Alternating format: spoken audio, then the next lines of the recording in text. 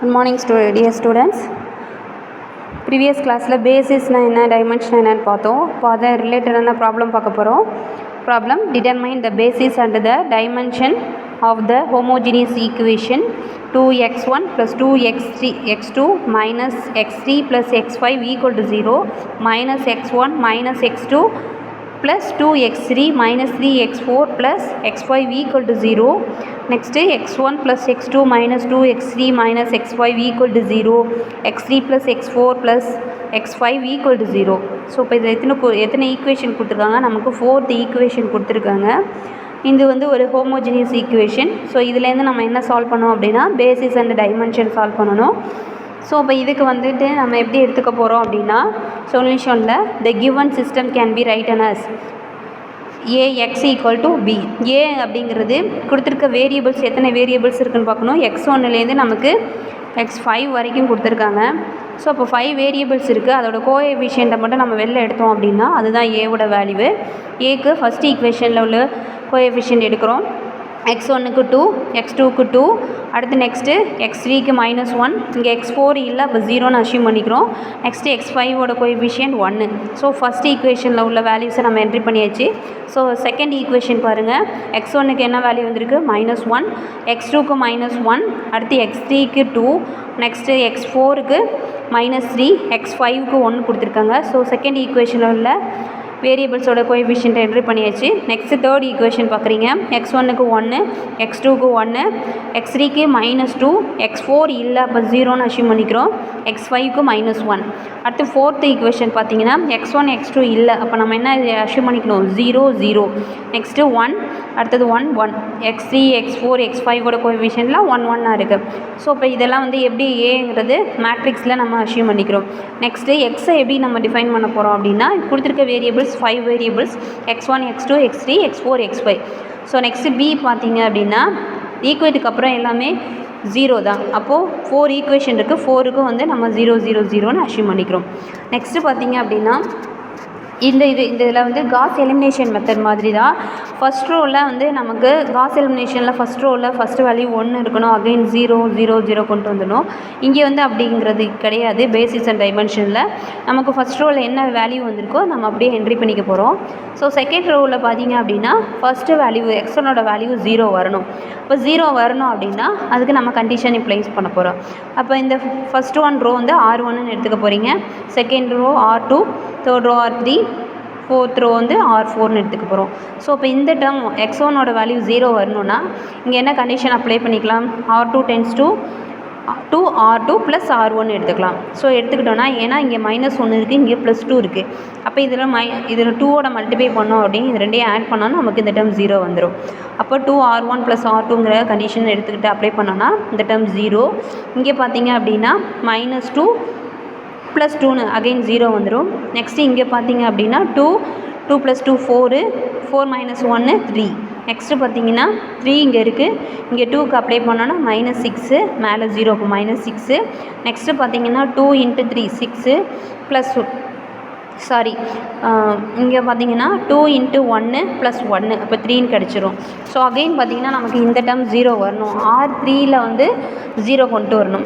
அப்போ 0 வரணும்னா R3 → 2R3 - R1ங்கிற condition apply பண்ணும்போது இங்கே 0 ஆயிரும். நெக்ஸ்ட்டு இந்த டேர்முக்கும் வேல்யூ அப்ளை பண்ணும்போது 0 வருது. நெக்ஸ்ட்டு பார்த்தீங்கன்னா -3 0 -3 0 0 1 1. ஸோ இந்த மாதிரி தான் நீங்கள் ஒவ்வொரு இதில் ஆல்ரெடி வந்து ஃபோர்த் ரோவில் 0 0 இருக்கிறதுனால நம்ம அப்படியே எடுத்துக்க போகிறோம். இதே மாதிரி ஒவ்வொரு ஃபஸ்ட் ரோவை தவிர மற்ற ரோஸில் வந்து செகண்ட் ரோவில் ஃபஸ்ட்டு வேல்யூ 0 வரணும், தேர்ட் ரோவில் ஃபஸ்ட்டு 2 இது வந்து 0 வரணும். நெக்ஸ்ட்டு ஃபோர்த் ரோவில் ஃபஸ்ட்டு 3 வந்து 0 வரணும். 0 வந்து நம்ம டயகனலில் 0 நம்ம காட்டிட்டோம் அப்படின்னா இதோட நம்ம இந்த மேட்ரிக்ஸை வந்து எலிமினேஷன் மெத்தடை நம்ம ஸ்டாப் பண்ணிவிட்டு அகெயின் என்ன வேல்யூஸ் இருக்கோ நம்ம அதை மட்டும் ஃபைண்ட் அவுட் பண்ணிக்கலாம். ஸோ இப்போ 2 2 -1 0 1 ஃபஸ்ட் ரோவில் எந்த சேஞ்சஸும் இல்லை. செகண்ட் ரோவில் பார்த்தீங்கன்னா இது எல்லாமே 3 டிவைட் ஆகக்கூடிய வேல்யூஸாக இருக்குது 3ஆல். அப்போ 3ஆல் நம்ம டிவைட் பண்ணோன்னா அப்படின்னா 0 0 1 -2 1ன்னு கிடைக்கும். நெக்ஸ்ட்டு பார்த்தீங்கன்னா அதுவும் 3ஆல் நம்ம டிவைட் பண்ணோன்னா 0 0 -1 0 -1ன்னு கிடைக்கும். ஸோ அதான் இங்கே அப்ளை பண்ணிக்கிறோம். -3ஆல் அப்ளை டிவைட் பண்ணால் நமக்கு 1 0 1 கிடச்சிரும். ஸோ நெக்ஸ்ட்டு பார்த்திங்க அப்படின்னா நமக்கு இது ரெண்டுமே சேமில் தான் இருக்குது. அப்போது ஃபஸ்ட் ரோவில் 2 2 -1 0 1 அப்படியே எழுதிக்கிறோம். செகண்ட் ரோவை எந்த சேஞ்சஸும் இல்லை அப்படியே எழுதிக்கிறோம். தேர்ட் ரோவை பாருங்களேன். தேர்ட் ரோவில் R3 times two R3 minus R2. So இதுலேருந்து நம்ம இது மைனஸ் பண்ணால் இந்த டேர்மும் நமக்கு 0 வந்துடுது. நம்ம ஏன் இதை கொண்டுட்டு வரோம்னா நம்ம மேக்ஸிமம் வேல்யூஸை வந்து நம்ம சிம்பிளிஃபை குறைச்சிட்டே வரோம். ரெடியூஸ் பண்ணிகிட்டே வரும்போது வேல்யூஸை நம்ம ஈஸியாக ஃபைண்ட் அவுட் பண்ணிடலாம். ஸோ இப்போ இங்கே என்ன வரும் அப்படின்னா மைனஸ் இந்த மைனஸ் ப்ளஸ் 2 ஆயிரும். இந்த டேர்ம் 0 ஆயிரும். இங்கே பார்த்தீங்கன்னா R4 minus R2 condition apply பண்ணும்போது இந்த டேர்மும் நமக்கு என்ன ஆகுது 0 0 1 - 1 0. அடுத்து 1 - 2 ஆஃப்னா ப்ளஸ் 3 ஆயிரும். அடுத்து நெக்ஸ்ட்டு 0. ஸோ இப்போ நமக்கு இந்த டயகனல் நமக்கு 0 வந்துருச்சு. இப்போது நம்ம இதை அப்படியே ஸ்டாப் பண்ணிடுறோம். இப்போ இதில் பார்த்தீங்க அப்படின்னா இது எதோட வேரியபிள்? x4ஓட வேரியபிள். x4க்கு என்ன வந்திருக்கு 0. அப்போ the given system reduced to 2x1 plus 2x2 minus x3 x4 இல்லை. இப்போ x5 எடுத்துக்கிறோம் ஈக்குவல் டு 0. ஸோ ஈக்குவேஷன் 1 எடுத்துக்கிறீங்க. இங்கே பார்த்தீங்கன்னா x3 minus 2x4 plus x5 equal to 0. So அடுத்து பார்த்திங்க அப்படின்னா x4 ஈக்குவல் டு 0. ஸோ இப்போ நம்ம ஒவ்வொரு ரோலையும் அதுக்கான வேரியபிளோட நம்ம ஆட் பண்ணி ஈக்குவேஷனில் நம்ம எழுதிக்கிறோம் லீனியர் ஈக்குவேஷனில். ஸோ எழுதும்போது ஃபஸ்ட்டு வந்து செகண்ட் ரோவை நீங்கள் எடுத்துக்கிட்டிங்க அப்படின்னா x3 + x5 equal to 0 by 3ஆல். ஏன்னா x4க்கு வேல்யூ 0 அப்ளை பண்ணும்போது x3 equal to minus x5 கிடைக்கும். ஸோ இதை ஈக்குவேஷன் 4ன்னு எடுத்துக்கிட்டிங்க. ஃபஸ்ட் ஈக்குவேஷன் எடுத்துக்கிட்டிங்க. அதில் 2x1 + 2x3 - 2x5 equal to 0. ஏன் அப்படின்னா இங்கே வந்துட்டு x3க்கு வேல்யூ மைனஸ் x5 அப்ளை பண்ணும்போது இந்த மைனஸும் இந்த இது ப்ளஸ் x5ம் கேன்சல் ஆகிடும். உங்களுக்கு ரிமைனிங் என்ன கிடைக்கும்? x1 + x2 - x5 equal to 0. x1 equal to minus x2 plus x5.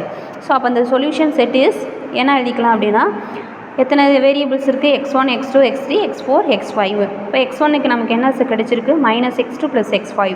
அடுத்து x3க்கு இங்கே என்ன இருக்குது? Minus x5. x5க்கு என்ன கிடச்சிருக்கு? அதே சேம் தான். x4க்கு 0. ஸோ இப்போ எதெல்லாம் கிடைக்கலையோ அதெல்லாம் அதோட வேல்யூஸாகவே நம்ம எடுத்துக்க போகிறோம். ஸோ எடுத்துகிட்டு உள்ளெல்லாம் என்ன வேரியபிள் வந்து இன்க்ளூட் ஆகிருக்குன்னு பார்க்கணும். x2 x5 மட்டும்தான் இன்க்ளூட் ஆகிருக்கு. அப்போ இந்த 2 வேரியபிள் மட்டும்தான் இண்டிபெண்ட்டாகவும் இருக்குது. அப்போ 2 வேரியபிள் இருக்கிறதுனால நமக்கு டைமென்ஷன் 2ங்கிறத நம்ம கன்ஃபார்ம் பண்ணிக்கலாம். இப்போது இதை வந்து நம்ம பிரிக்க போகிறோம். First x1 x2 x3 x4 x5. So x2ஓட கோஎஃபிஷியன்ட்ஸ்லாம் நம்ம வெளில எடுக்க போகிறோம். அப்போ -1 +1 இங்கே வந்து 0 0. அடுத்து நெக்ஸ்ட்டு 0 தான். So x2. அடுத்து x5க்கு எடுக்கும்போது 1 0 -1 0 1ன்னு கிடச்சிரும். ஸோ லாஸ்ட்டாக நம்ம என்ன ரிசல்ட் சொல்லலாம் அப்படின்னா we have 5 unknowns and 3 non-zero equation of the equivalent form. அப்போ thus the variables x2 and x5 are independent and x1 x3 x4 are dependent. Hence the basis of the solution space S equal to 1, -1, 1 0 0 0. அடுத்து 1, 0, -1, 0, 1 and basis 2. So இந்த basis 2 எப்படி வந்துச்சுன்னா உள்ளே வந்து எத்தனை variable include ஆகிருக்கோ அதுதான் அதை கவுண்டிங் பண்ணோன்னா அது டைமென்ஷனாக கிடச்சிரும். உள்ளே எத்தனை வேரியபிள் இன்க்ளூட்னா அந்த வேரியபிள் மட்டும்தான் இண்டிபெண்ட்டாக இருக்கும். ரிமைனிங்லாம் டிபெண்ட்டாக இருக்கும். Thank you students.